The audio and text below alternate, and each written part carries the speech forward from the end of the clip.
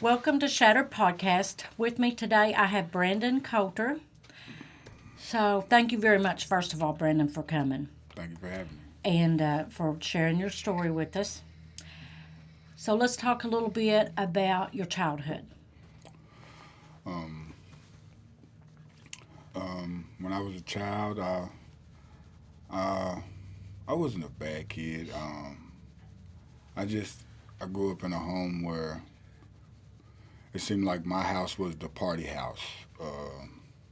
Every all the I wouldn't want to call them the party group would come to my Right. house. They drink, they cook, they they they'd hang out.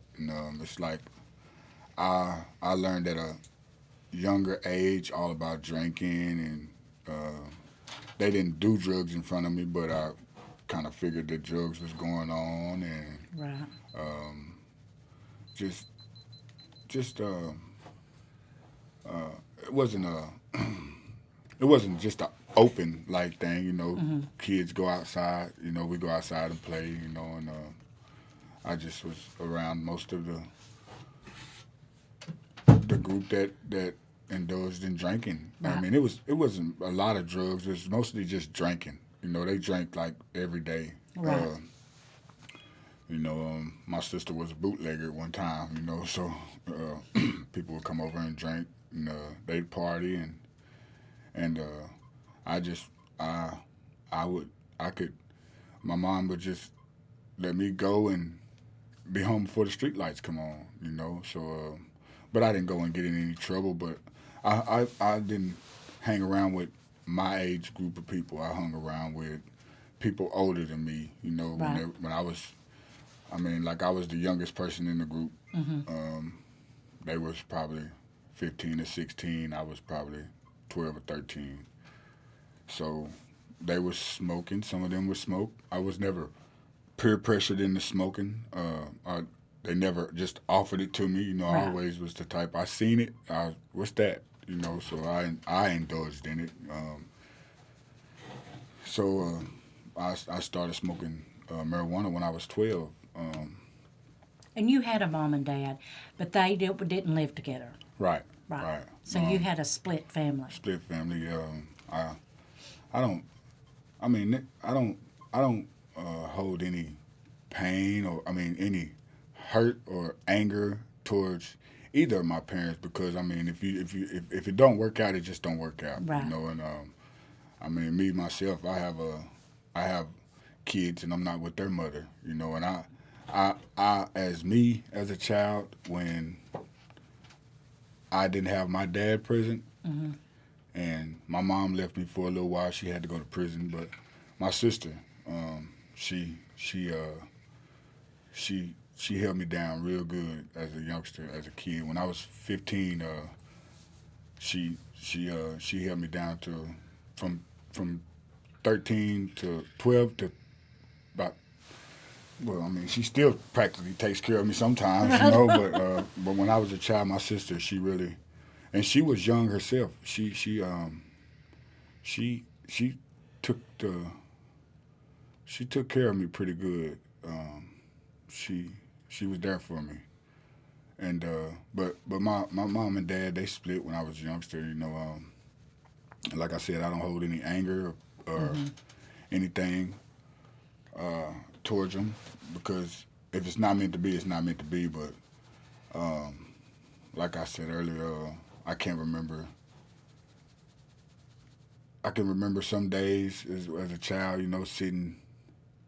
sitting down on Christmas, or just some of my birthdays. I remember my dad used to come pick me up and let me go ride. He was a truck driver, and he'd come pick me up and have me go ride in the truck with him. And them are some of the best times, Right. memories when I was a kid. I remember just the only tape player he had a tape player, and the only tape cassette he had was R. Kelly. I remember I would listen to that R. Kelly tape for hours, Yeah. and I'd met some of the craziest people at them truck stops and stuff, and it was some of the best times I remember having with my dad. But So you'd go on long haul trips with him. and and it was only a handful of times, but them handful of times, after I didn't see him for a long time, then he'd come pick me up during one summer and take me to ride with him. And I go to family reunions. He come pick me up to go to the family reunions and stuff like that. But as far as like in the home, me go to school, come home, and just be like to your mom and dad at your house. I never had that. Right. But my mom, she was there for me. My dad was there for me. But as far as when I needed them the most and wanted them there, it seemed like that they wasn't there. My dad wasn't, and which I don't blame him for it, And because we can't make somebody do something that when they got. If you got other kids and you got other responsibilities, so now I see that part now with myself as because I have kids and I'm not with their mother. But before, when I was in my addiction, I never really thought about how I was making my kids feel, not being there with them. And me, I was even worse than my dad because my dad was I lived in a different town. My dad lived in a different, whole nother town, whole nother state. I lived in the same town, same state with my kids, and I still didn't see him. So now that I'm older and clean and sober, I'm trying to be the best person I can be with, best dad I can be with them. And I fall short every day sometimes, but I'm a lot better than what I was. Right. But as a kid, I started smoking marijuana when I was about 12. I smoked it. My mom didn't know I was smoking it. I go out and get high, and when I come home, I go straight to bed. I drank a little bit. I started smoking cigarettes around that time. But that really didn't take effect on me as bad as when I got older. But I got caught with marijuana at school one time, when I was like 15. Did you just like bring a joint? I had like a picture canister, the black film canisters. I had that. It was packed with some weed in it. Oh, okay. And I got caught with that at school one time. Had you been smoking it at school? I had never smoked it at school, but on the way we walked from Tall Pines to school. On the way to school we smoked, and yeah, it's just. But if I could go back and take that stuff back, I remember like I shared in a group. I remember hearing older groups be like, well, "I wish I could go back to school," and I look at them like, "Are you out your mind?" And now that I'm 36 and how my life has been, I'd give up my right arm, and that's my right arm that I use. I'd give it up to go back to school, and I'd learn to use my left hand just to go back to school. I would. And that's no lie. But my childhood wasn't as bad as it wasn't as bad as most folks because I had a sister that cared about her brother, and she still cares about her brother. And how old were you when your addiction really started taking off?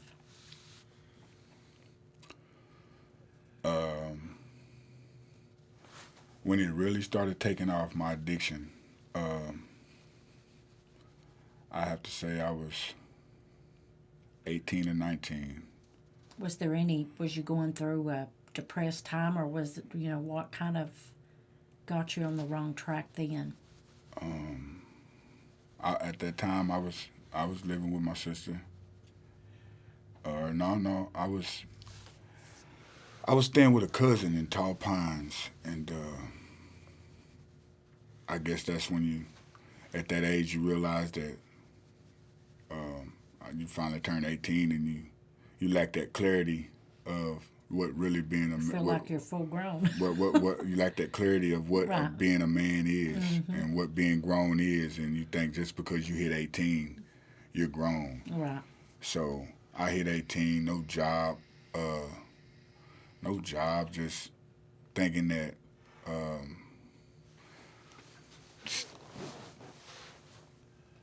breaking and entering and taking other people's stuff was the way to go to get my drugs, and that's when my addiction really. And what were you doing then?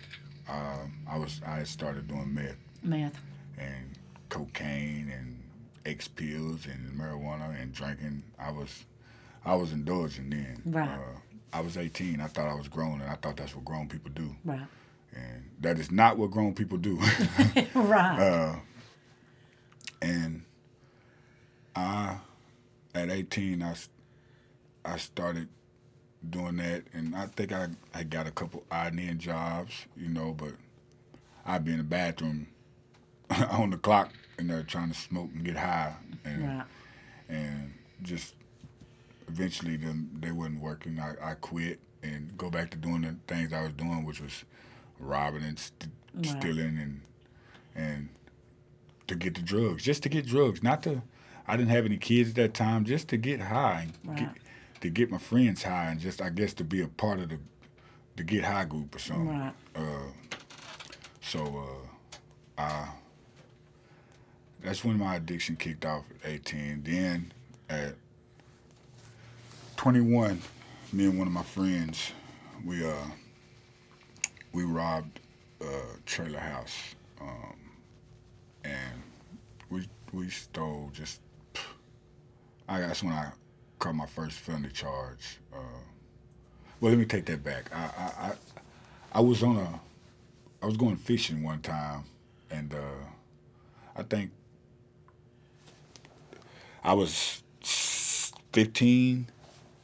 That's when my sticky fingers kicked in, I guess. We was going fishing at a pond by the school, and there was a Jeep over there, and it was parked, and it had a zipper thing on the top, so me and another one of my friends unzipped it, got in there and looked in there, and it wasn't nothing in there but a cup holder with a little change in it and a CB thing, and we stole it, and we got caught for that, and that's my first time I got on probation with Mr. Mabry, and I think you was. I've bonded you in jail many times, Brandon. I think he was a part of that, and getting me out of that,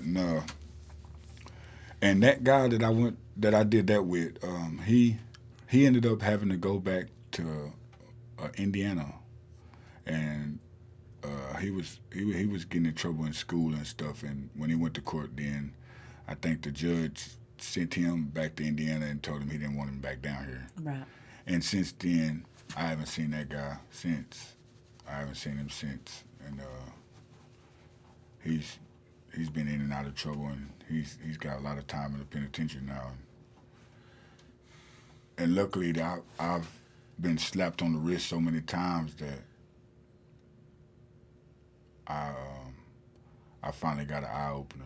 Right. And How old was you the first time you went to prison? I went to prison the first time at 21. 21. I went to RPF. That's when Was that for breaking and entering? breaking and entering. That was for commercial burglary. Right. Me and I know he wouldn't mind me telling. Me and Andrew Mills, he picked me up at when I was staying with my cousin in Tall Pines, and he picked me up. I was waiting on my cousin to get a haircut. I'll never forget the day, and he was like, "What you doing, Bubba?" I was like, "Man, just chilling." He's like, "What's up, man? You want to go hit some licks?" I was like, "Let's go." Hitting licks is, let's go get us something to get some drugs with. Right. So we left. We went to go hit some licks, and on this day we hit a couple licks, and then we went to this trailer, and we robbed this house for some. I got some fishing poles, me and fishing, Right. I love to fish. You did just But yesterday. I just fished yesterday. But we got some fish. I got some fishing poles, and we went in this room, and there was guns. The size of this room, there was guns on every inch of the wall. There was a dresser drawer full of ammunition for each gun in that room, and I opened that door to that room, and I saw them guns, and I looked in that corner, and I saw the fishing poles in the tackle box, and I grabbed the fishing pole and You tackle left box, the guns and go for the and fish bowl. he was fit to go for them guns, and I said, "Don't you touch those guns, leave those guns alone." You know, and he said, "All right, Bubba." He turned around, and I shut that door, and he went on to the other rooms of the house. I don't know what he got, but I got those fishing poles, and I took them out to the car, and I set them in the car. And when I was coming back in, he was coming out with, I don't know, I don't really remember what he had. And we got in the car, and as we was leaving that driveway, somebody was pulling in the driveway. And I'll never forget that man. He looked down at us, and I looked up at him, and I told Andrew, "Go," you know. And he took off. Boom. We was out on King Road, and I remember we come to 71 in King, North 71 North and King. That road. Mm-hmm. We come to that road, and we didn't even stop. If there would have been a car coming, it could have smashed us and killed us. But no car. Luckily, no car was coming, and we ramped that road, that highway, to the next road over, and that road takes you all the way down there to the Gillum or King School on the right, and it's a sharp curve and straight ahead a dirt road. And we kept going on that dirt road, and on that dirt road, at the end of that dirt road is a drop off, and he slammed on the brakes. We got out and started throwing stuff out of the car, and I took off running, and I remember Andrew saying, "Bubba, he's gonna shoot you," and I stopped. Was someone after There, they you? chased us. He chased us. Oh, he come and chased wow. us. High speed chased us. I mean, we was going 110 in a Ford Taurus. So the owner, Yes. he turned and got on your butt. Yes, he Yeah. come and chased us, and I got out of the car and ran, and Andrew was like, "Bubba, he's gonna shoot you," and I come out of the woods. I was like, "Man, just let us give you your stuff back, and you can, and just let us go." He was like, "No, it don't work that way, buddy." You know, and I was like, I'm crying. I'm like, "Oh man, I don't want to go to prison. I don't want to go to prison." Oh man, he's like, "Well, you should have thought about that." And he held us at gunpoint until the police got there. I remember he had a 30-06 on us, and the cops got there, and they took us to jail, and they had when we got to jail, you know, I didn't get bonded out that time. I stayed in jail until I went to court, and when I went to court, they sentenced me to 105 days RPF and 5 years probation. And I went to RPF and got out. I got out on my birthday, July 8th, and I remember that a year to that day, I wasn't done messing up. I mean, I wasn't done with the drugs. I wasn't done. After I even went and did 105 days rehabilitation.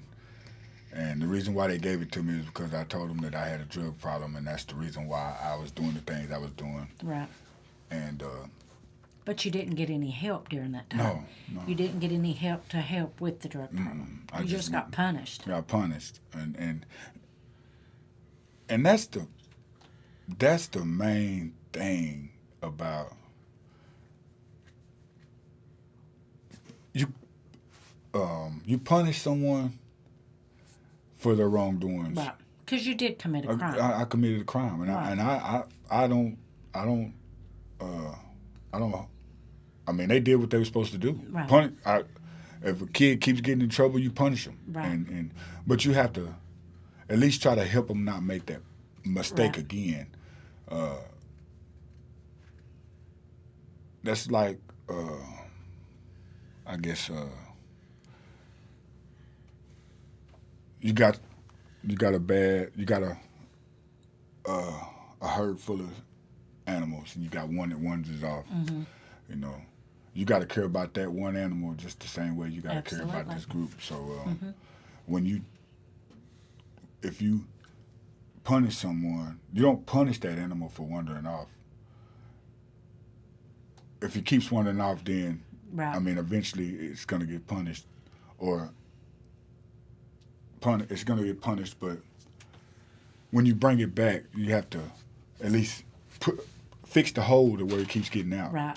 You got to fix the hole. put some dirt under the fence where he keeps the low spot Right. on the fence. And if you don't do that, then he's just going to keep getting out. So So you went in with an addiction and you come came out with with an a addiction. stronger addiction, Right. with a stronger addiction, you know, because it wasn't no help with the addiction. It was Right. just, and I still remember the quotes and everything we had to say, but it was nothing to do with helping a person with the reason why. There was nothing in there to help me with the reason why I was Right. in jail. Right. And The underlying addiction problem. while I was out stealing, yeah, to get high. Right. You know, they taught me that. Excuse me. You don't need to be stealing folks' stuff, Right. but they didn't help me on. You don't need to be getting high either. Right. You know, and I mean I knew what was right from wrong, but addiction is strong. It's a strong disease, and some folks don't even know they're addicted to some things, Right. and they don't think it's addiction because it's not taking any food out of my mouth. I can buy this, I can buy that, I can do this, I can do that all day long, and it's not hurting nobody, Right. but it's still an addiction.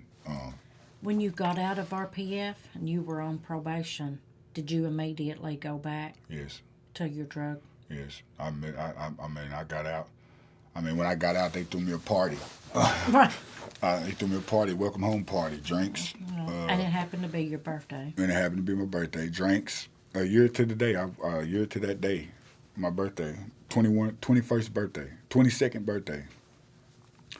And I got out, and a year to that day, maybe just a couple days shy of it, is when I got my first revocation of probation, and Were you just not going to see your probation officer? felon piss test. Yeah. Just smoking weed. You know, weed was my major thing, and I smoked weed all the time. And you knew if you would go and you would test, you were going to be hot. So I you just didn't go. Right. I just didn't go. So then a year to that date, I went and I got my probation got revoked for instead of 5 years, I got 3 years, Arkansas Department of Corrections. So I stayed in jail, and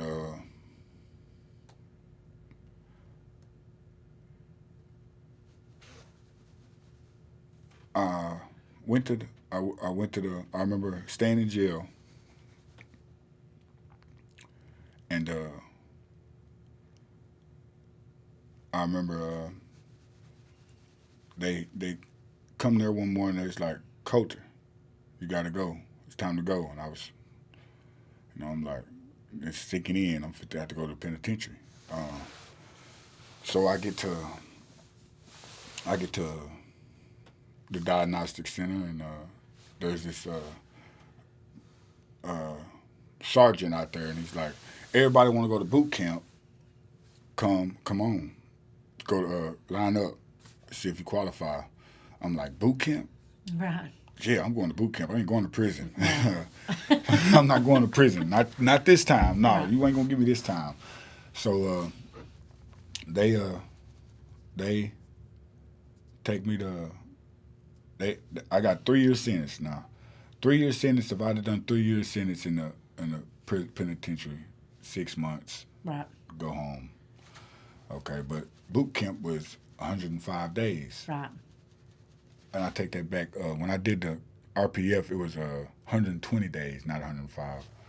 And boot camp was 105 days. And I remember going to boot camp, and I remember getting there, and I remember like, whoa. Now these You work. these people are strict. Right.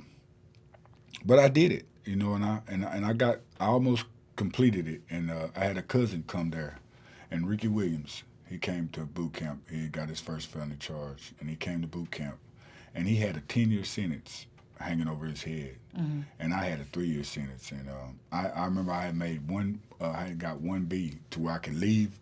I could leave the premises and come back. And I left one day to go clean up the Arkansas State Capitol building. We was moving files and stuff. We was just moving files. We get to leave the campus, and that's a privilege to get to leave the boot camp. Absolutely. That's a privilege. And one day we was coming back, and a new group had just got there. We had moved over Bay, and a new group had got there. And I remember walking through the hall, and I remember seeing my cousin. I ain't seen him in almost a year. You know what I mean? I was like, hey, hey, what's up? And one of the sergeants was like, what's wrong with you? I'll never forget. He's like, inmate, what's wrong with you? You think this is a family reunion? I was like, sir, no, sir. And he's like, who you waving at in there? What inmate you waving at? I said, my cousin. And he's like, oh, your cousin? He says, which one your cousin? I'm sitting there and I'm pointing at my cousin, got his head down because he knows it. He's like, no.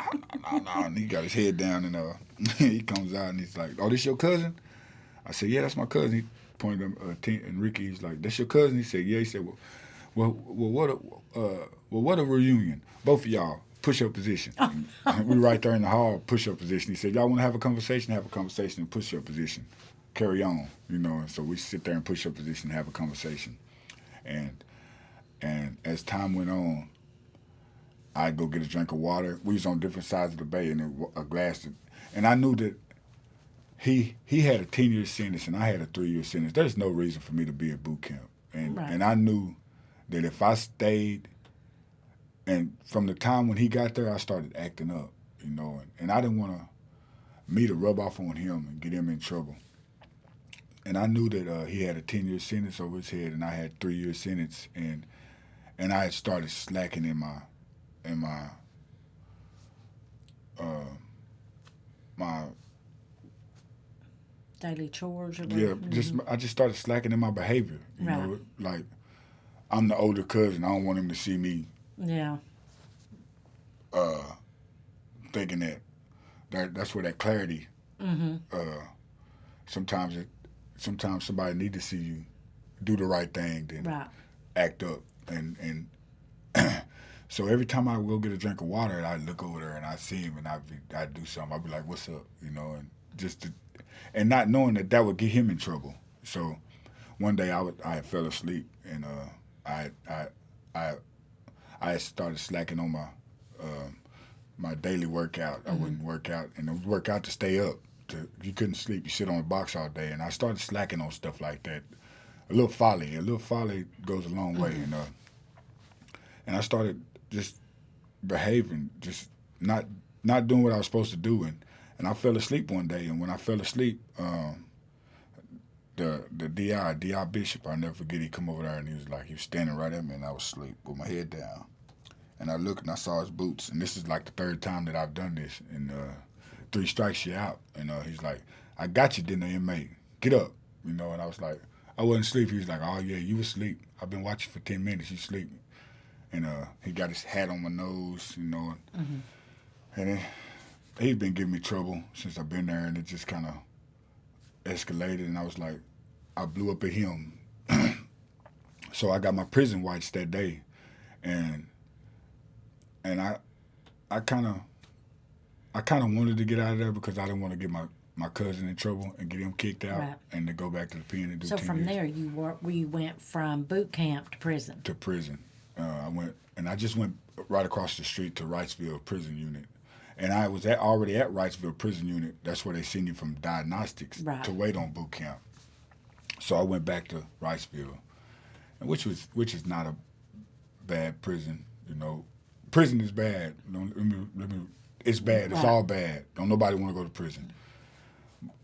But it was open, and so from doing 105 days, I had already did like 80-some days. I had like 19 days left to do boot camp to do, and I got kicked out. So all of my time starts over. I go over here and I do this 3-year sentence. I ended up doing 1.5 years on a 3-year sentence, and when I got out, I still had 3 years on parole. So I finally get out of there, and I hit the streets again, and back it wasn't stealing. It was I got a job. Now I started working KFC and odd jobs or something, and I just started paying for my drugs. I stopped Right. stealing, and it just I escalated again. I stopped going to see my parole officer and all of that, and then next thing you know, I'm back on a.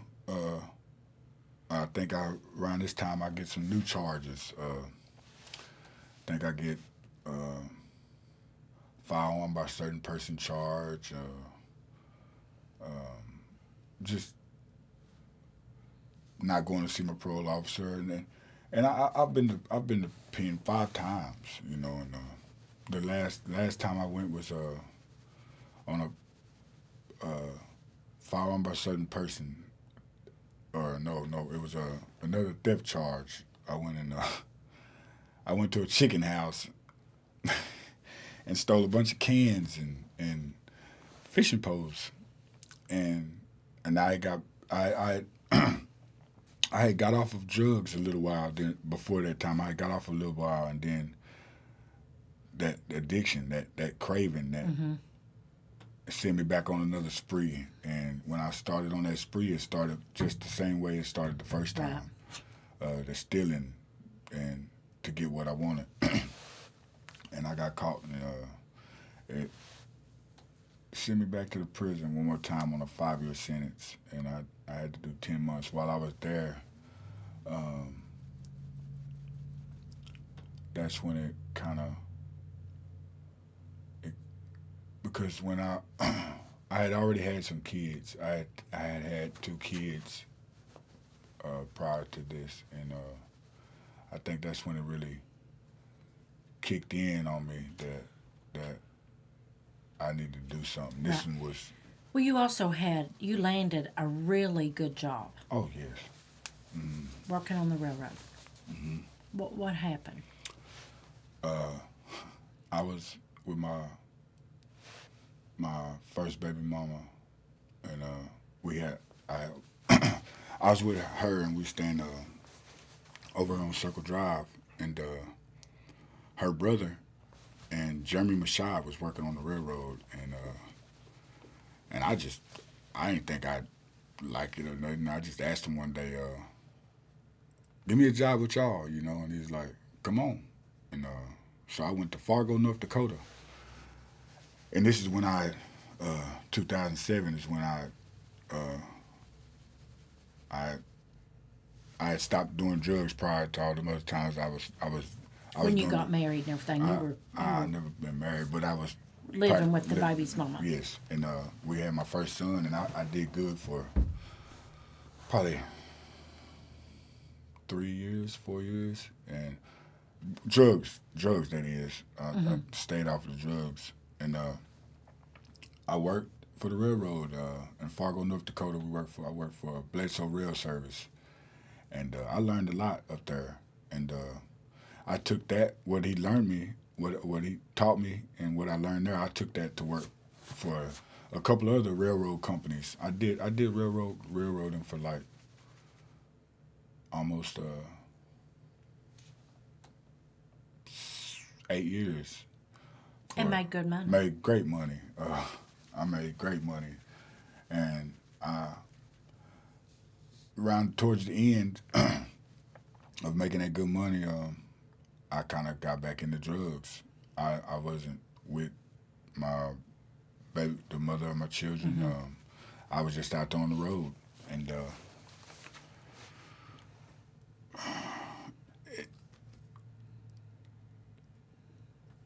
addiction will follow you. It'll Mm-hmm. catch you. It'll catch up with you. You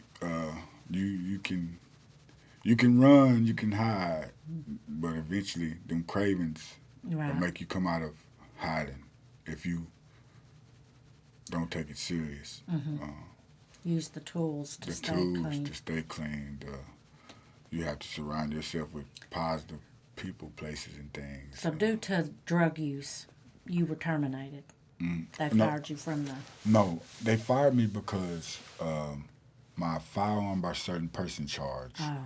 I was they had a derailment on the railroad, and and the FRA came down, the Federal Railroad Association came down, and we was welding on the track, and they wanted to see everybody's E-Rail Safe card, and I wasn't able to get one of those cards because of Your charge. my firearm by certain person's charge, but the company knew that I couldn't get it, but because of my experience, they let me work. Right. And they said if the FRA ever come down, just tell them that your card is on the way in the mail. And it only happened one time that they asked me that, but I couldn't get that card, and they wouldn't allow me back on the railroad until I got that card. So my name had got into the database of not having the card, Right. so I couldn't go back to work, and so they had to lay me off until I could get the paperwork. And I went through so much stuff trying to get that paperwork, and I just couldn't get that Right. firearm by certain person's charge off them lifted to Right. get it to get back on the railroad. So eventually, I just let that go, and I to this day I wish I could if I Get wish that I could card. get that card, because that job I saw a guy Yeah. post on Facebook the other day. He's talking about the railroad, and I was like, man, that's the only job that I truly miss, Right. and I love that job with a passion. You know. But you, during that time when you would lose work, employment, whether being fired or not being able to get the card, what did you blame that on? Addiction, drugs, because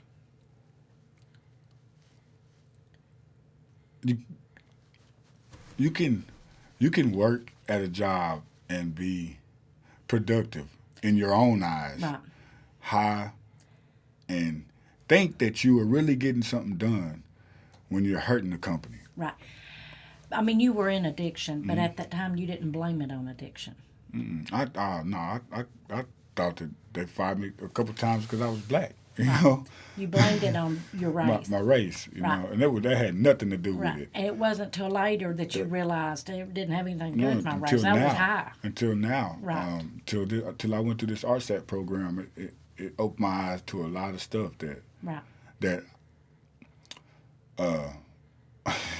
addiction don't take no addiction I don't don't take care if you're rich or poor, black poor, or white. black or white, It does not matter. pretty, ugly, fat, Yeah. skinny. Yeah. If you That's mess with it, exactly it's right. going to take you, and it can have you thinking that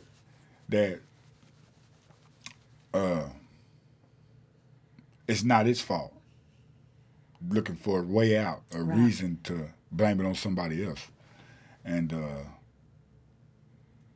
now that I know that when I was in my I wasn't a productive employer. I wasn't.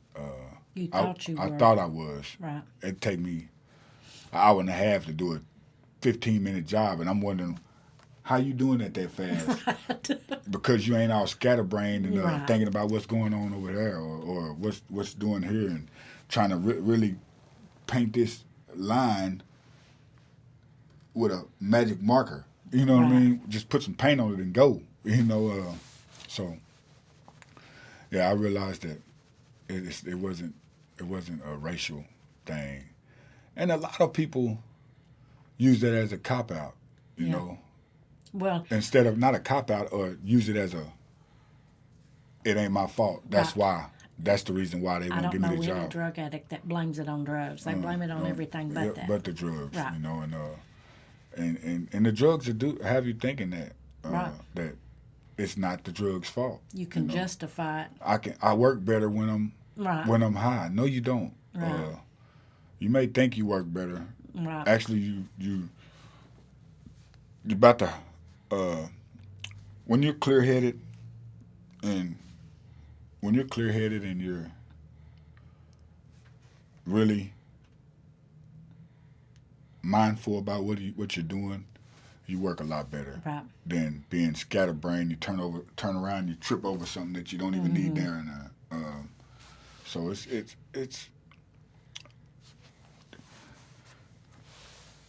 drugs is not a it's not. I mean,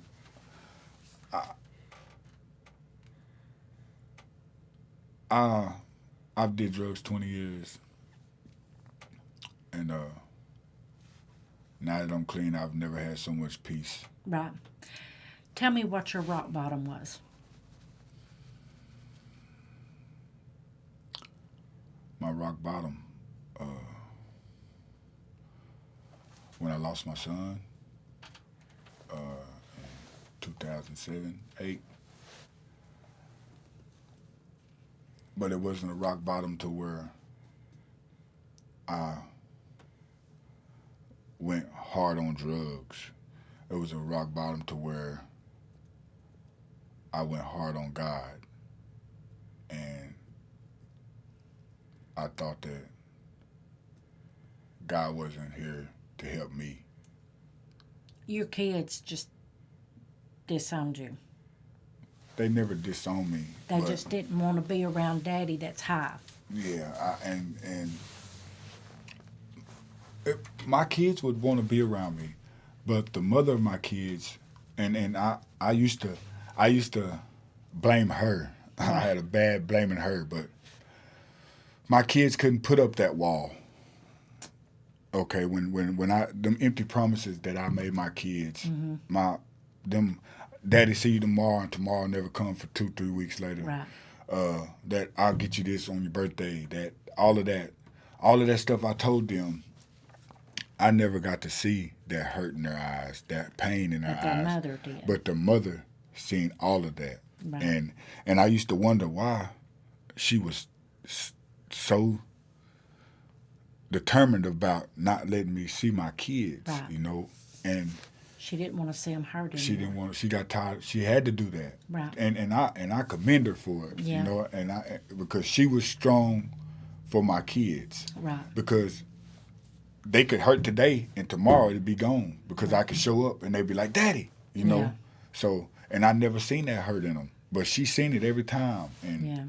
and That wow. happens a lot. And folks, I'm here to tell you, and it hurt. It hurt to not be able to take my kids from 1201 Circle Drive to right here behind, right across the street from Lewis's to a family gathering and bring them back. That hurt, you know. But and I never really understood why until I was in that RSAT program. Right. And I was there, and it hit me that I used to say that the brother of my child didn't want me around my kids because she knew that when they get of age that they was want to come be with me, and which is probably true and probably not, but the real reason was I didn't have to see that pain. I didn't have to hear that why my daddy don't want me, why my daddy don't love me. I didn't have to come up with an explanation for that. Why my mother don't love me, why my mother not. I didn't have to go through that. I put them through that, but I didn't have to go through the other end of it. And I still have never seen that, and I don't want to see it. And from this day on, I'm not gonna put my kids through that anymore. Last year, you were arrested and and you wanted to go into the RSAT program. Yes, it was this year. This year, April 4th, 2019. Okay. But I was arrested. I was arrested last year. Yes, December of last year. And then you stayed from December to April. No, I got out. Waiting on the, or you waited on the RSAT start? I got out on bond. And while I was out on bond, I was still getting high. I was running around getting high, doing the things that I do, you know, doing the things that person on drugs does. In April, when you went into the RSAT program, what changed? The day that I went to court. The day that I went to court, April 4th, and I never forget the day. I went in the courtroom, and Shorty Barrett come to me and said, Brandon, they want to give you 6 years with 2 suspended. That's 4 years ADC. I'm off parole.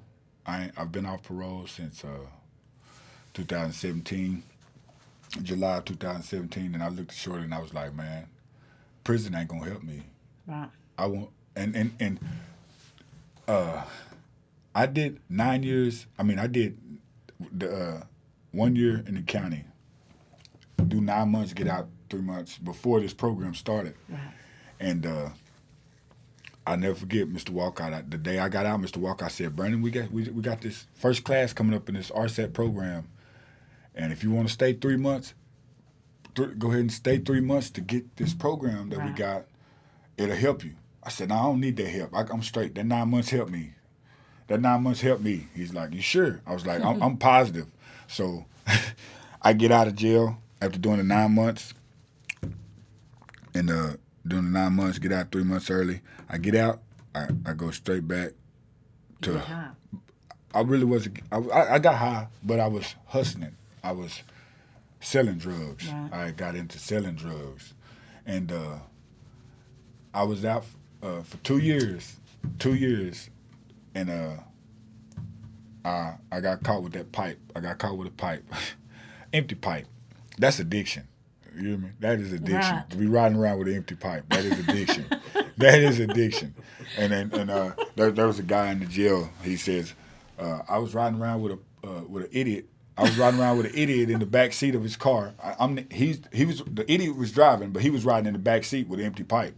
Okay, but his story says I was riding with an idiot in the back seat, and I got caught with an empty pipe. And he's referring to you. No, he's referring to I don't know who his driver was. This is another guy. But he says I was riding with an idiot, and I was in the back seat with an empty pipe. I said, "Sounds like you are an addict," and he said, "I'm not an addict." I said, "Man, you sitting there telling the addict, and I can agree that I am an addict. Yes. That got caught with the same thing you did, an empty pipe.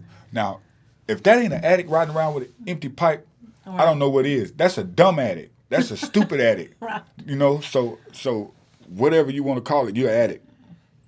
You got the disease of addiction. No, I'm not. I wasn't doing it for 3 years. I've been clean up for 3 years, but you're still riding around with an empty pipe. Right. You're an addict. Okay, so I just had to get that out. So this guy, he says, I get out and I do that 9 months, and Mr. Walcott asked me, he said, "Brandon, do you wanna stay and do that program?" And I said, "Nah, Mr. Walcott, I got it this time. Thank you, but I got it." Okay, so I get out and I go back to selling drugs. Okay, I'm staying with my baby mother, and I get out and I go back to my second baby mother, and we're staying in a trailer, and I get out and I go right back to, it's like I never left off. Right. You know, selling drugs, getting high a little bit, you know. But I was working at Tyson Food, sanitation, PSSI. But every day I come home, I'd hustle, you know. And I went to Walmart one day, and Officer Greg Harper, I never forget, him and Officer Chet Stubbs was in Walmart, and I was walking, and he saw me, and he walked up to me. And I'm way down the aisle, and he saw me, and he pointed at me, and I put my head down. I knew I had been messing up. Right. But I didn't think that they knew. But you think that you're doing stuff and nobody knows. Right. And everybody knows. That's the thing about it with addiction. You think that you're just getting high in the inside and don't nobody see it. They can come out and see that your shirt all don't even fit you right, your neck all skinny. Yeah. You know, people see what you don't see. Absolutely. And he walked up to me, and I was like, "Hey," I was going to go try to shake his hand. He looked at me, and he said, "I'm not shaking you." He said, "I'm not shaking your effing hand." He said, "Brandon, I looked at you like a friend. You know, not no inmate, not no convict, not no what everybody else looked at. I looked at you as Brandon Coulter. And for you to get out and to go back to doing the same thing that you was doing when you went to jail," he said, "I'm gonna catch you. And when I catch you, ain't no RSAT program, ain't no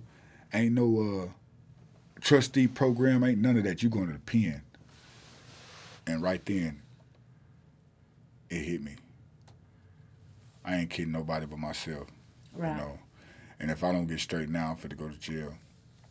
So I quit selling, but while I was selling it, I used to keep a bunch of it. You know, I mean, I had a bunch of that stuff. So my addiction was still there, but I didn't have to steal for it. I didn't have to ask nobody for it, and it wasn't so as on me so bad because it was in front of me. Right. You know what I mean? So when I quit selling it, it was like I didn't have it when I wanted it, so my addiction got worse. You know, it's like I started having to spend my money on it. I started having to go out and look for it, and that's when it got bad on me again, and I started getting high again, and I was riding down the road with an empty pipe, and I got pulled over by J.J. Lopez. He pulled me over. I had a tag light out, and he pulled me over, and he walked up to the car, and he says, well, he didn't know it was me in the truck, and my window don't roll down. I open my door, and he's like, BC, what's up? That's you? And he looks at me, and he looks at me, and he's like, yeah, I had a warrant for child support. He's like, you got a warrant for child support. And I've been knowing I had it when Durando had told me that I had it, and he was like, I'm going to work with you, because I know you're trying to do the right thing, which I wasn't trying to do the right thing. It's just a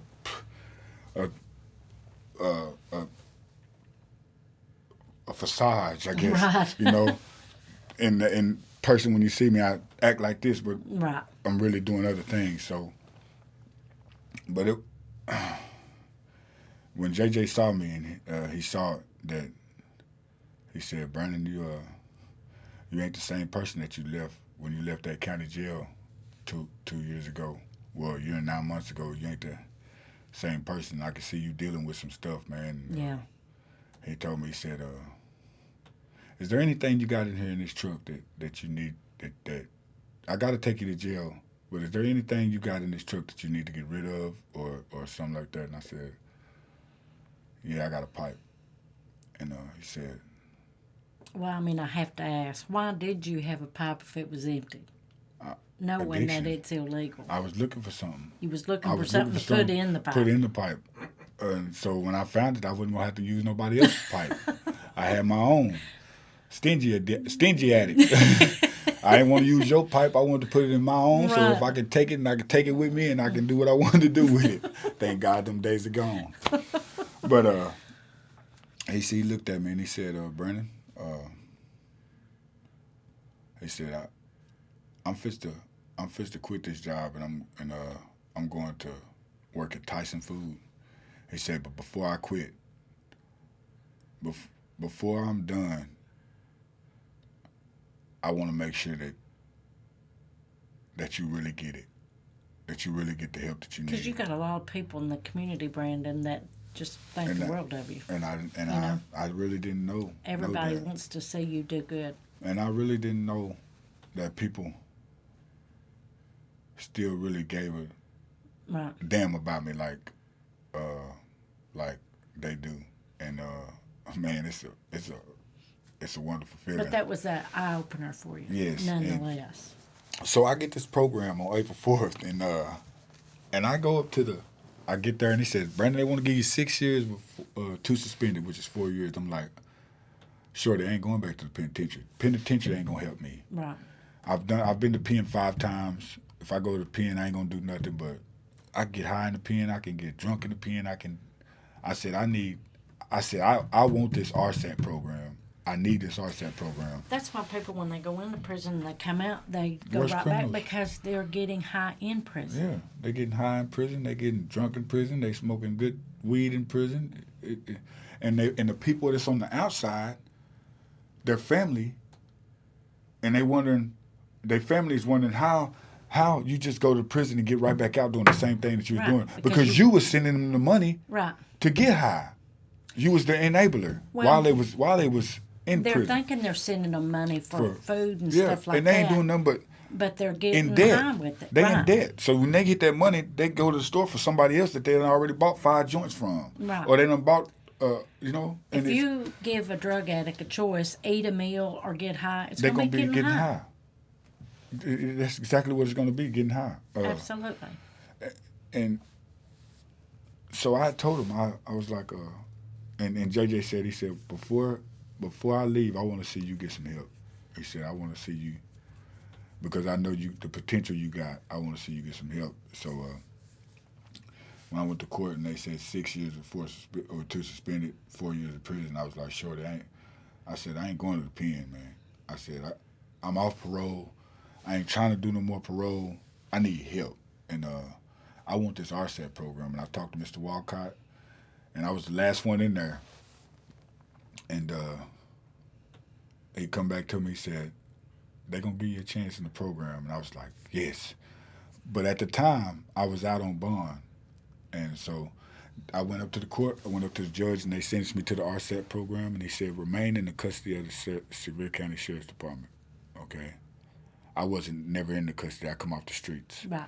So I walk over to the sheriff, and I stick my hand out to the sheriff. I'm like, "Sheriff, thank you." And he's like, "What you thanking me for?" I said, "Forgive me the program." I said, "I got to turn myself in May 1st, right?" He's like, "No." You're turning yourself in right now. Right now. I was like, "Man, I got to get my motorcycle. I got to get my truck. I got to get all my things, all my stuff. Yeah. I just left everything at this trailer, and I don't want to leave it there." He said, "Well, Brandon," he said, "let me ask you one question." He said, "Can you pass a drug test?" I said, "Sheriff, I can't pass no drug test. I've been out there getting high." He said, "Well, I'm going to take you with me now. That way you will. That way, when May 1st come around, Mm-hmm. you'll be ready for this program. Mm-hmm. And you'll everything that we shoot at you in this program, you're going to be willing to accept it. We don't want you to come in off the street and give you 10 days to Right. rehabilitate yourself. Then you don't want to hear nothing nobody got to say." And I was like, "Man, just come on, just let me go out." And he's like, "No, I got to take you with me." And the only reason why I wanted to get out, D, was to go get high. Go get high. Mm-hmm. And he knew that. And he knew that. And while I was locked up, I lost my TV, my PlayStation. That's just little things, you know. Lost one of my rings. Just material stuff. Yeah. You know, but when I got out, I looked for those things a little bit, but I got a couple things back. But while I was in that program, I really learned that you can't do nothing without God. Absolutely. What have you learned since you've been through the RSAT program and you've been in sobriety, family-wise? I mean, what is all this? Getting out of bed every morning with a clear head. You're sober. I've You got your children. I got a bond with my kids. How old are your children right I got now? my oldest son is in 7th grade. He's 12. I have another son that's 10. He's in the 5th grade. I have 3 daughters. I have Aviana. She's 8. She's in the 3rd grade. I have Bentley. She's 8. She's in the 2nd grade. And I have Brayla. She's in kindergarten. She's 5. And man, when the kids see me, I'm like the light of the day. You're their daddy. I'm the light of that day. And And your 12-year-old going into the teenage years, I mean, he really needs you right now. Yeah. So I'm very thankful, and I'm sure he has his daddy. yeah, he's and he's the main one, man. I mean, like I go to church on Sundays, and I can just feel somebody looking at me, and I look straight at him, and I know I can see him over there like this. He's proud to see his daddy in church. I mean, he thinks the world of me, and my little baby, every time she see me, she runs. All of my kids, man, they love me, and I love them, and It gives you a reason to want to stay sober. mm-hmm. They say you gotta do it for yourself. I do it for myself, but I do it for my kids, man, because they need me, and I can't afford to let them down again. And as I know, as long as I got God with me, that everything's gonna fall into place, and I just have to wait on God, you know. And since I've been out, I haven't thought about using. I haven't used. I went and took a drug test one time, and they said it was showing positive for meth and alcohol. I was like, no, it's not, you know. But I had to go to the school to see the principal about with my kids. Something happened, and I told him, I was like, you know what, that test is faulty, so I'm gonna go and take care of my business at school, and I'll come back and take that test. So I come back later on, and I took the test again, and I mean, I passed. I knew I was gonna pass. I haven't used. I don't have the urge to use. I don't want to use. I don't want to be around people that's using. Right. Oh, absolutely. We I have don't. to stay away And from them for sure. but since I've been out, I've I've had a lot of positive people. Just just people have been a blessing. You Yeah. know. Tell me what your future holds for you. You're about to I'm about to start school. and October welding. 7th. That's a basic welding course that my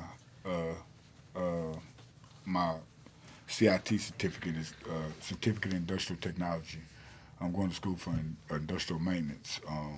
That's basic welding is just a class, one of the classes I have to take, and when I went up there and enrolled in school, I was like, what classes can I? I'm ready to start, you know. And Right. she was like, we can give you a basic computer class, but I have to do it online or in welding. I was like, well, I'm gonna take the welding. I'm gonna start the welding because I'd have a teacher Right. present, Absolutely. and the online stuff. I know me. I ain't ready for that right now. Right. I need an instructor in front of me telling me Right. what you need to do this, you need to do that, and I know if I had online that I wouldn't. I'm a procrastinator. Yeah. I'm a big procrastinator, and I know, and that, I was procrastinating about starting school until Mr. Dennis Smiley was like, Brandon, you need to get on that. He's been staying on me. Brandon, you need to get, so you starting school, you need to get on that, Brandon. You need I'm to get on proud to that. see you do it. And I called him up one day and I just told him that I need the paperwork sent to me, and they was like, Right. okay. So I get the paperwork sent to me. It took 2 weeks. I had to call him like 3 times. I get the paperwork sent to me. I take it to the school, and I get all of that. And that same day, I get enrolled in class after I take the paper up there, because I went to school there before, and I was going to school around the time when I caught my first felony charge with Andrew Mills. I was going to school, and then I was supposed to go play basketball for Conway Baptist College and stuff, and I just threw it all in the trash just for Right. to get high. I mean, I had a bright future, but now it's even brighter. Right. And Just got- took you a while to realize that. yeah, and I got my classes.